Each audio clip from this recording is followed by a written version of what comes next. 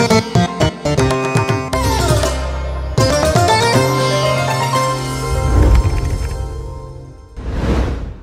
প্রিয়জনেরা, প্রভু যীশু খ্রিস্টর নামে আমি আজ সকলকে জানাচ্ছি অভিনন্দন। আজকে এই সুন্দর সকালের সময় আপনি কি আনন্দে আছেন বা খুশিতে আছেন? আপনি বলছেন আমি তো খুশিতেই আছি, কিন্তু আমার যে শত্রুরা আছে আর যারা আমার বিরুদ্ধে কাজ করে তারা বিনা কারণে আমার পেছনে লেগে আছে, ধ্বংস করতে চায় আমাকে, ওরা একদম শেষ করতে চায়।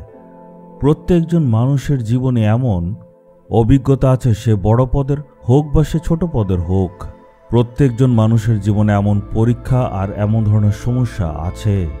সেবা কাজেও এমন হয়, এমন ধরনের ঘটনা প্রত্যেকজন মানুষের জীবনে হয়। আপনি দেখুন, আমাদের প্রত্যেকজন বিশ্বাসীর মধ্যে প্রভু যীশুর সামর্থ্য আছে। আমরা সবাই একই পরিত্রাণ পেয়েছি, পবিত্র আত্মা পেয়েছি। তারপরেও আমাদের সেবা কাজ দেখে অনেক মানুষেরা হিংসা করে। কিন্তু প্রভুর দাস শমূয়েলের দ্বিতীয় পুস্তকে যদি দেখি, 22 অধ্যায় 49 পদে কি লেখা, যিনি শত্রুদের কবল থেকে আমাকে উদ্ধার করেন, আমার প্রতিপক্ষদের থেকে তুমি আমাকে উন্নত করেছ, মারমুখী লোকের কবল থেকে তুমি আমাকে রক্ষা করেছ। আমার তো অনেক প্রতিপক্ষ আছে, কিন্তু তাদের মাঝখানে আপনি আমাকে উন্নত করেন, আর আমার শত্রুদের কবল থেকে আপনি আমাকে উদ্ধার করেন, আর মারমুখী লোকের কবল থেকে রক্ষা করেন। আমরা যদি দাউদের জীবনী দেখি, আমরা দেখব তার নিজের লোকেরাই তার বিরুদ্ধে দাঁড়িয়েছে, একজন রাজা এবং পুরো দেশটা তার বিরুদ্ধে দাঁড়িয়ে গেছে। কিন্তু এই সব থেকে ঈশ্বর তাকে বাঁচিয়েছেন। এই সব লোকদের মাঝে দাউদকে উঁচু স্থানে ঈশ্বর নিয়েছেন। আমি একজন খ্রিস্টীয় ভাইকে জানি, সে খুব বিশ্বস্ততায় কাজ করে, সে কারোর থেকে কোনো রকম ঘুষ নেয় না। কিন্তু যারা তার থেকে উঁচু পদে কাজ করে, যারা তার সাথে কাজ করে এবং যারা নিচু পদে কাজ করে, সবাই ষড়যন্ত্র করে বলল সে ঘুষ নেয়। তার উপরে তারা মিথ্যে মিথ্যে অপবাদ লাগালো। এটার পর তার উপর অনেক তদন্ত করা হলো। তার থেকে যারা উঁচু পদে ছিল তারা তার কাছে এসে বলল, আমাদের কাছে প্রমাণ আছে তুমি ঘুষ নিয়েছ, তুমি সেটা স্বীকার করে নাও। তুমি স্বীকার না করলে আমরা আরো কঠোর শাস্তি দেব, তোমাকে আমরা পুলিশে দিয়ে দেব, তাতে তুমি অপমানিত হবে এবং তুমি জেল খাটবে। সে বলল, আমি তো এমন কাজ করিনি, আমি তো মানুষকে প্রেম করি, আমি সততায় কাজ করেছি। সে আমায় বলল, আমি তো কারোর সাথে শত্রুতা আমি করি না। তাই সে অনেক ভয় পেয়ে গেল। উপরের পদের লোকেরা এমনভাবে তাকে চাপ দিল আর ধমকি দিল।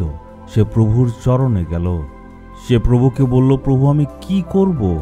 সে তখন সারা রাত প্রার্থনা করল আর ঈশ্বরের চরণে বসে সে সময় কাটালো। সে বলল, প্রভু আমার সাথে এখন কেউ নেই, আমি যে এখন কি করব? আমার মনে অনেক ভয় লাগছে। কিন্তু তখন ঈশ্বর তাকে সান্ত্বনা দিলেন। ঈশ্বর বললেন, তুমি যাও, তুমি একদম চিন্তা করবে না, কারণ আমি তোমার সাথে যাব। পরের দিন যখন সে অফিসে গেল, তখন গিয়ে দেখল পরিস্থিতি পাল্টে গেছে। যারা উপরের পদের লোকেরা ছিল তারা তার কাছে এসে বলল, তোমার আর চিন্তা করতে হবে না, আমরা জানতে পেরেছি তোমার উপরে মিথ্যে অপবাদ লাগানো হয়েছে। যাকে তুমি বিশ্বাস করেছ সেই বিশ্বাসঘাতকতা করল। যারা যারা এমন করেছে তাদেরকে আমরা প্রমোট করে দিয়েছি, আর এখন তোমাকে আমরা প্রমোশন দিয়ে উঁচু স্থানে নেব। অনেক মানুষ তাকে হিংসা করত, তাই তাকে ধ্বংস করার ওরা চেষ্টা করেছে, কিন্তু ঈশ্বর তাকে উদ্ধার করলেন। দাউদের জীবনে যেমন ঈশ্বর রক্ষা করেছেন, ঠিক তেমনভাবে আপনাকেও রক্ষা করবেন। আপনি যেই জায়গাতে কাজ করেন, যেখানে আপনি থাকেন, যেখানে আপনি ব্যবসা করেন বা যেখানে আপনার দায়িত্ব আছে, সেবা কাজ করেন, আপনার প্রতি মানুষরা হিংসা করতে পারে, কিন্তু সদাপ্রভু আপনাকে রক্ষা করবেন। যারা আপনার শত্রু বা প্রতিপক্ষ, যারা আপনার ক্ষতি করতে চায়, সেই সকল পরিস্থিতি ঈশ্বর পাল্টে দেবেন। হে প্রভু, আপনি দাউদের ঈশ্বর, আপনি আমাদেরও ঈশ্বর। আপনি দাউদের জীবনে যদি করতে পারেন, আমাদের জীবনও করতে পারবেন, বিশ্বাস করি। আমার অনেক শত্রু আছে, আমার অনেক প্রতিপক্ষ আছে, তারা আমার ক্ষতি করতে চায়, তারা আমাকে হিংসা করে ধ্বংস করতে চায়, কিন্তু হে প্রভু, আপনি আমার সঙ্গে আছেন। তাদের চোখের সামনে আপনি আমাকে উন্নত করবেন। আর আমি জানি আজকে আমার জীবনে আপনি একটা অলৌকিক কাজ করতে যাচ্ছেন। প্রভু যিশুর নামে প্রার্থনা চাইলাম, amen, amen. Jesus redeems Bengali YouTube চ্যানেলটি সাবস্ক্রাইব করুন, বেল আইকনটি ক্লিক করুন আমাদের প্রতিদিনের নতুন প্রোগ্রাম সম্পর্কে আপডেট পেতে।